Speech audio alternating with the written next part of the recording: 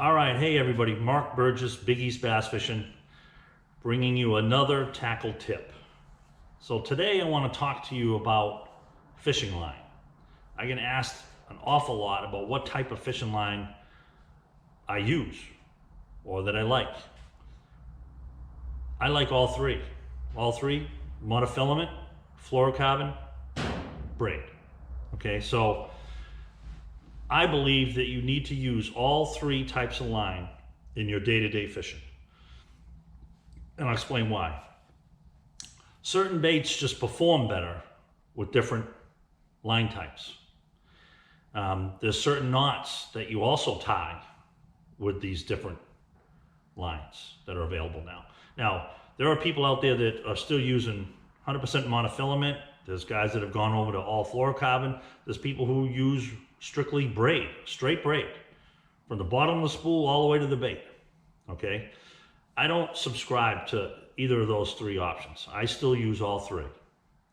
So monofilament, I got a spool right here. This just happens to be, a Gamma copolymer 12-pound test,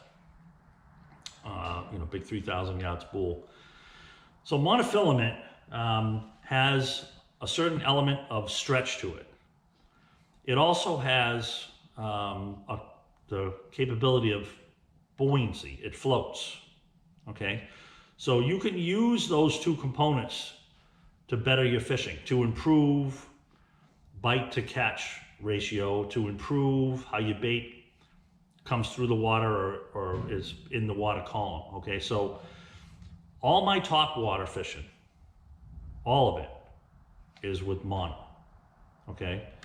I'm talking prop bait, buzz bait especially, popper, walking bait, stuff like that. And depending on what I'm fishing around, determines the line size.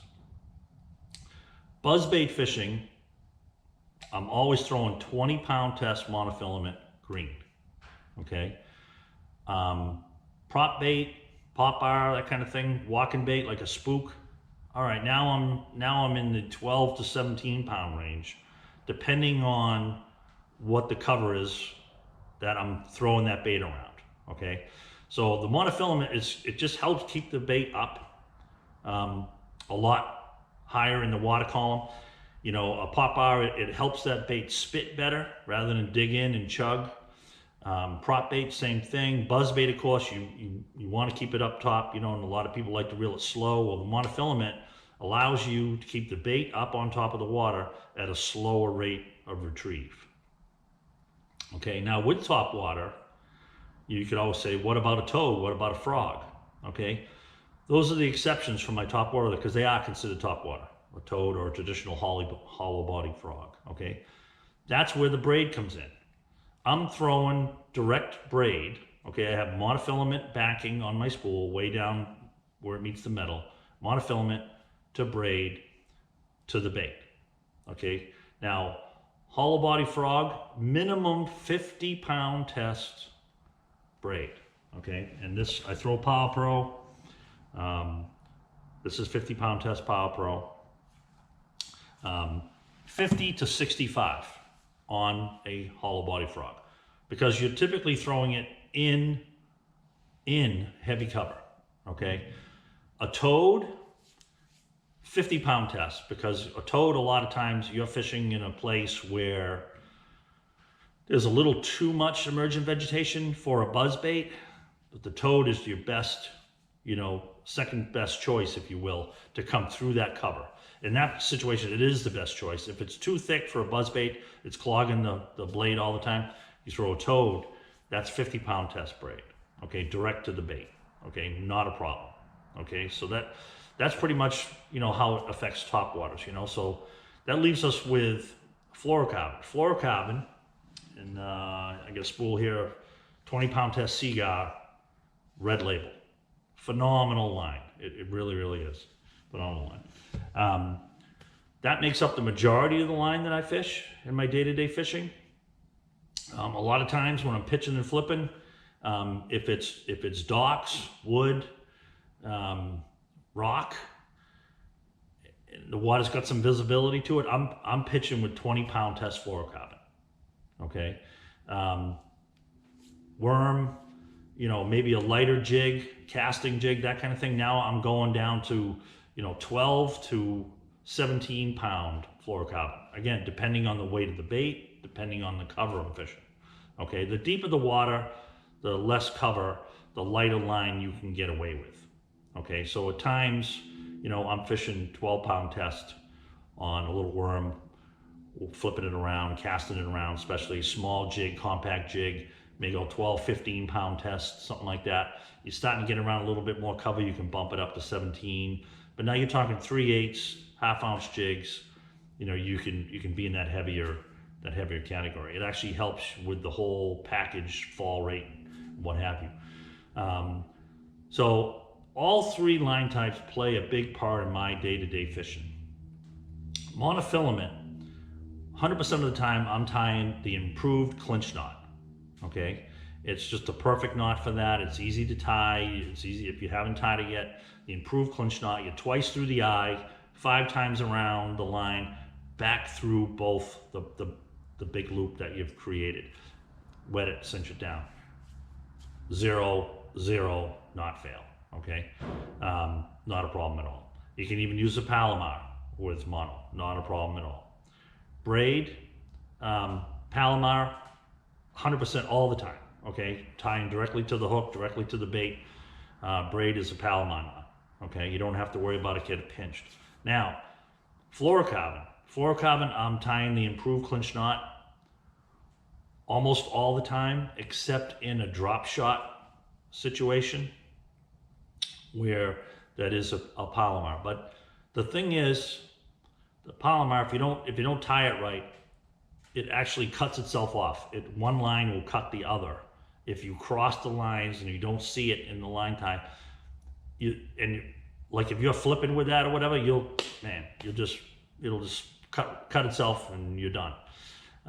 So, improve clinch knot in that situation, but a drop shot, the whole system, okay, rod, reel, line, is so forgiving that you can get away with it.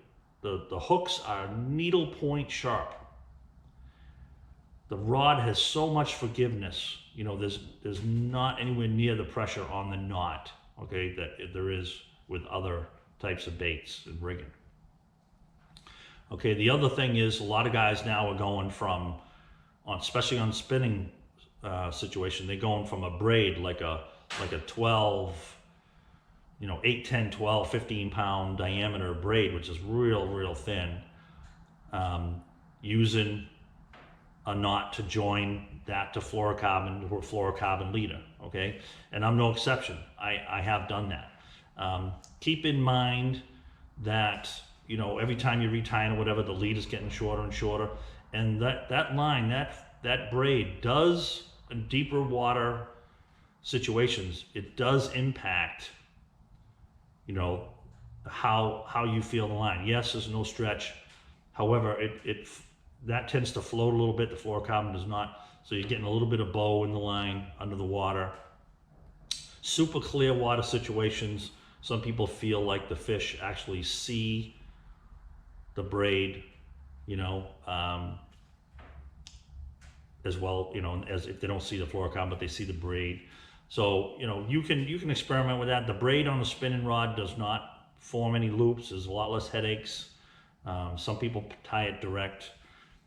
So for me, depending on the situation, with a spinning rod, I have been going to braid, to a fluorocarbon leader. There's that FG knot. There's a knot that I tie that has never failed, and I don't want to jinx myself. I'll knock on some plastic here, wood. That works fine. The FG knot, you got to be some kind of a surgeon, and God forbid the wind blows when you're trying to tie it. But whatever works for you there, but it does work. You can go direct fluorocarbon on a spinning reel. You just have to learn how to mend your line, and that's something. If you don't know what mending line is, spend a couple seconds talking about that. On a spinning reel, when you're spooling it up, I like to come up through the first guide, spool it on. It wants to come off the spool and then go back on your spool on the reel the same way, so you're not creating a loop. And it'll let you know if you're not doing it right. Typically, you're coming off the spool counterclockwise, okay? Some people like to put it in water. Some people, you know, let it soak up water, that kind of thing. Some people like to stretch it out after they put it on. Regardless of what you do, if you put it on correctly, and again, you'll learn from your mistakes, what I do is called mending my line with a spinning reel. Okay, it's a habit you just form. So you open the bail by hand. You know, you got the line in your finger. Boom, make a cast. When the bait hits the water and it's time to close the spool, do not close it with the reel handle. Do not just reel the spinning reel handle. That act alone puts a twist in the line. What you want to do is reach up and close the bail by hand. Okay. Now the one thing I forgot to mention was you make that cast. The whole time I'm feathering the line off the spool with my finger. That same finger that I held the line with. Boom, I make a cast and I put my finger very lightly in against the spool. It keeps the line from making a big arc there. As soon as the bait hits the water, I touch the spool with my finger. Okay. That keeps any more line from coming off the spool. Then I close the bail by hand. And the last thing I do is reach up. I just pull the line a little bit ahead of that roller and make sure that there is no loop there and it's tight before I begin my retrieve. Sounds like a lot, but it's really not. Once you get used to doing it, you know, open the bail, grab the line, make the cast, feather the line, hits the water, put your finger on the spool, stop the line from coming off, close the bail, give it a little tug, make sure it's tight, then go about your retrieve or watching the line sink. So I hope that helps you out. That's kind of like an exaggerated, you know, super zoom version of the line types. But any questions, just let me know in the comments and I'll be glad to answer them for you. Again, please, depending on the platform, either like it, share it, subscribe, follow, and I greatly appreciate it. And I look forward to the next one with you. All right, bye-bye.